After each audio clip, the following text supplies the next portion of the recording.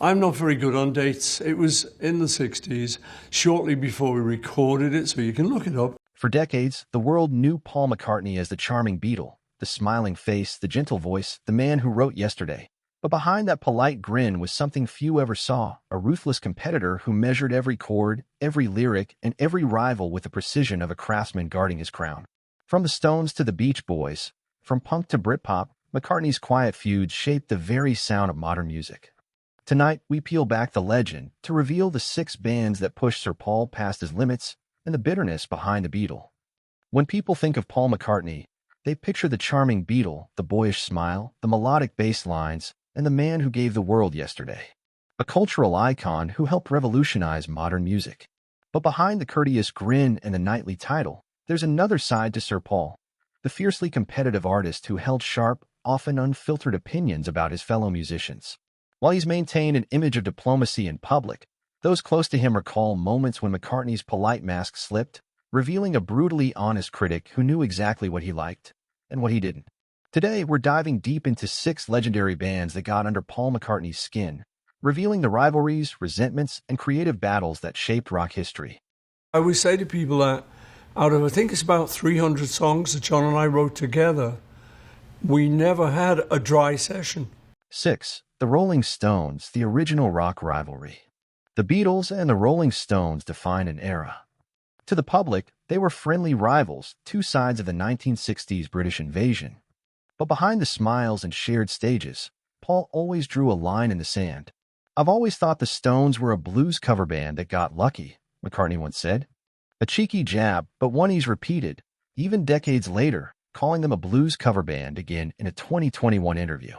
Mick Jagger fired back with his trademark wit, reminding audiences that the Stones were, quote, still filling stadiums. According to insiders, Paul's criticism came from a deep belief that the Stones were forever chasing the Beatles' innovations, following their lead with psychedelic albums, elaborate covers, and even thematic concepts. He respected their success, but always saw them as imitators rather than innovators. As he once quipped, "They're a great band, just not the Beatles, are they?" The plague, it's been going on for too long, it's history, it's vile. 5. The Sex Pistols, the punk rebellion Paul couldn't tolerate. Nothing irritated McCartney more than the rise of punk in the late 1970s, and no band embodied that chaos more than the Sex Pistols. For Paul, who built his career on melody, harmony, and musical craftsmanship, punk's aggressive, untrained energy was nearly offensive. He couldn't understand why people would celebrate not being able to play, recalled Linda McCartney's brother. The Pistols, of course, were happy to return the favor. Johnny Rotten dismissed Paul as a dinosaur, the symbol of everything punk aimed to destroy. Rumor has it that when McCartney and the Pistols were recording in adjacent London studios, a brief attempt at civility ended with Sid Vicious muttering, "Establishment sellout." Paul turned on his heel and never looked back. Years later, asked about punk, he softened, slightly.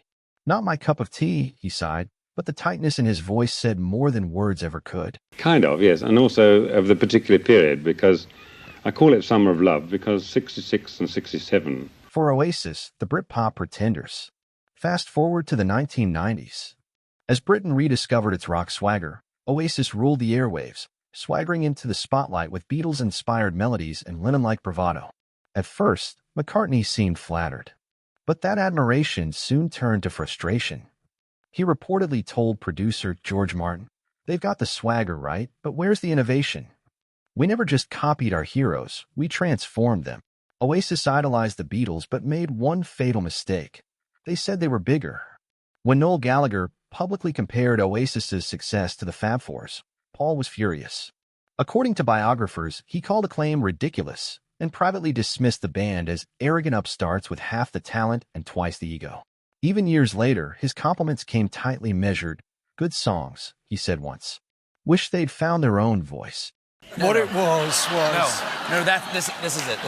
3. The Monkees, manufactured mockery. For McCartney, few things were more infuriating than inauthenticity, and the Monkees symbolized everything he detested. While many saw them as harmless pop fun, Paul viewed them as an artificial imitation, for actors pretending to be a band. "They're making a mockery of what we built," he reportedly told Beatles manager Brian Epstein in 1967. "For actors pretending to be musicians. It's insulting." When the Monkees TV show began adding psychedelic themes, Paul accused them of copying the Beatles' style without doing the creative work behind it. At a Hollywood party, he even snubbed Monkees drummer Mickey Dolenz mid-conversation, a slight Dolenz never forgot.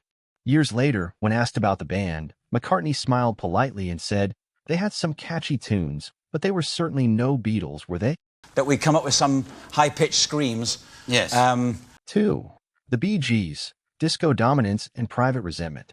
By the late 1970s, disco ruled the charts and the Bee Gees were its kings. As Saturday Night Fever conquered the world, McCartney's post-Wings career was struggling to find its footing. Behind the scenes, insiders say Paul was quietly fuming. Producer Chris Thomas remembered he felt blindsided by disco, like the musical world had moved on without him. Paul reportedly bristled when critics hailed the Bee Gees as songwriting geniuses. To him, their shimmering falsettos disguised something superficial. "They're using the same 3 chords as everyone else," he grumbled, "just sped up with a drum machine."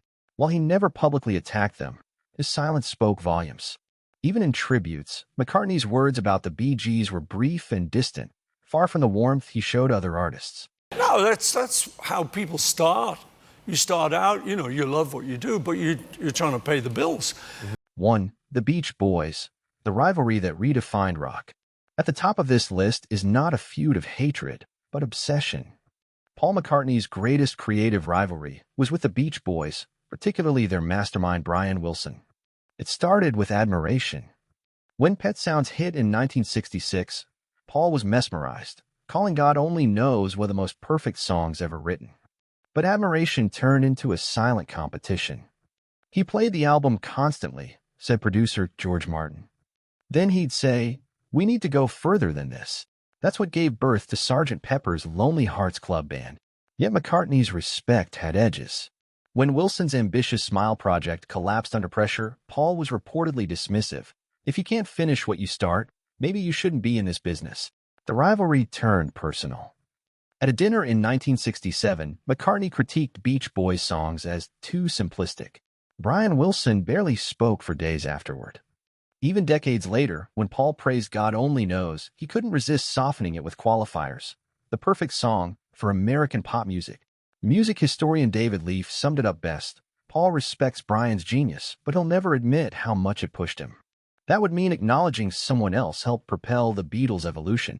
Behind the polished charm of Sir Paul McCartney lies a man driven by relentless creative competition. To him, music wasn't just art, it was a challenge, a chess match where victory meant innovation and influence.